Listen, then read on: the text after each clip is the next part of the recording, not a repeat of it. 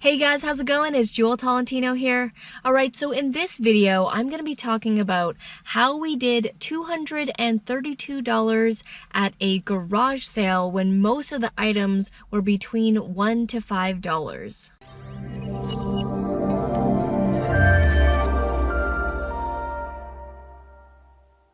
Alright, so back in June, we held a garage sale, and I did a vlog on that. It was like a quick vlog. I wasn't really explaining too much, and at the end of the video, I was like counting all the profits and all the money that we made at the end. But I didn't really explain, how we got to that point, what we were selling, and how it all went. Alright, so first thing was we did a garage sale in June, and it was at the end of June when school had finished, but it was the start of summer. So summer was not in full swing yet, and I believe that timing plays a good part in the success of a garage sale. Because here, especially where I live in Vancouver, as soon as it's hot summer days, full swing summer, people are doing outdoorsy type stuff. They're going camping, road trips, they're out of town, hanging out at the beach, just doing like all outdoor stuff. And that's because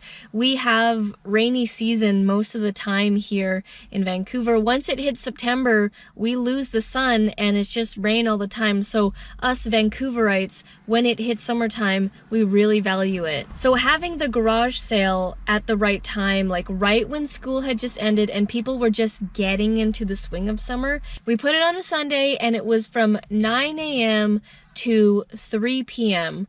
We didn't actually end up making it to the 3 p.m. because people kind of dropped off around that time, and so we actually ended it an hour early at 2 p.m. And most of the traffic that happened was the first 3 hours of the whole thing. So from 9 a.m. till about noon, there were a lot of people. So we started off by making a bunch of signs. We made some signs and we placed them in the main street areas where I was having the garage sale. We didn't want to put it obviously just in the neighborhood area because then you'd have less people. We wanted people that were passing by on the main streets, on the highway, to see the sign and potentially come into the neighborhoods, because the place that I was doing it at was in a neighborhood type area, so it wasn't like other people would see it. It would mainly be like people who lived in the area would see it, but I wanted to reach out. So we put a bunch of signs. We put about 5 signs out in strategic, specific placements in main streets to drive people in. And the signs that I used were neon yellow. Was it neon yellow or neon green? I believe it was yellow. And I put huge font on it, and people that came to the garage sale were actually commenting on my signs because I was just casually looking at other people's signs, and they were really tiny, small, not very clear, and I wanted ours to stand out. So right away when we went to the dollar store, we got neon yellow cardboard signs, and they were like, I think they're like $1 a piece or something, or 2 for $1, something like that. And I will say it did take me some time to write it out because I wanted huge fat black letters. I didn't want just like a stick letter and people didn't really see what it actually said. I wanted it to be very clear. So it did take me like 2 hours or something like that, less than 2 hours, to do everything with the Sharpie pen. Then we started putting up the signs around 8 a.m.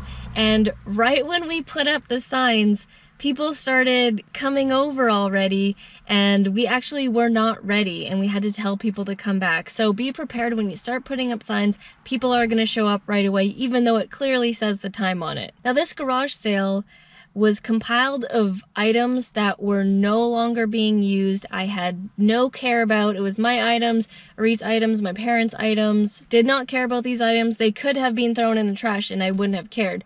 But I wanted to see how much I could get for all this useless stuff that I thought was useless and turn it into some cash. There was a whole range of items, like knick-knack type items I got for free, like even some playing cards, like a Hello Kitty deck of playing cards that we got for free on an airplane ride. Like that sold for like $1.50. Just really random useless stuff, some clothes, old shoes. And whatever didn't sell, we ended up donating. Now, one thing that we did pay attention to was the display of everything. So making it as easy as possible for people to see the stuff. Because when you just have everything like in a box and then you're just like, people have to go in there and look, it's less enjoyable for the person. So we did a U-shaped area with all the items. So it was kind of like a horseshoe in the driveway where you would come up on one side and then go through the horseshoe of items. And it made it really easy for the traffic, for the flow of things. And in my opinion, it helped with the sales. Because if we just put everything in a bunch of boxes and didn't categorize or organize anything, I highly doubt we would have gotten to the numbers that we did. We also categorized the items, so we would put like electronics there, toys there, clothing there, shoes there, makeup items there, bathroom items there, household items there. Oh, and everything that we had was like small trinkety items. We did not have any furniture pieces or any large pieces, tables, chairs, like anything like that. There was nothing huge or big there. They were all like small little things that we've collected over time. And we did little tests every round of people, because people would come in rounds. There would be like a group of people and then it would die down for a couple minutes, and then a group of people, and then it would die down, and then a group of people.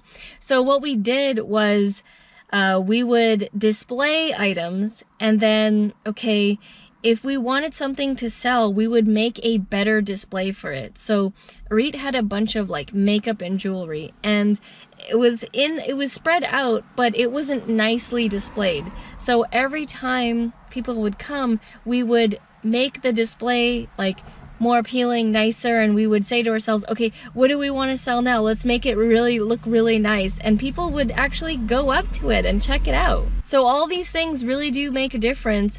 And that was just from one day, and I'd say the majority of the sales was like the first 3 hours, and we had a ton of people going in and out, and it was really cool. And pretty much anyone that made us an offer we took, because like I said from the very beginning, these items meant literally nothing to me, so I was okay with receiving any form of payment for it. So if anyone offered any kind of offer, we just pretty much took it. So I would highly recommend doing a garage sale for yourselves, getting rid of those items that are just sitting there doing nothing, gather those up and see what you can sell. And if you guys haven't checked out that vlog, I will have a link to that down in the description below. Alright guys, well thank you so much for watching, and I'll see you in the next video. Back from the dead.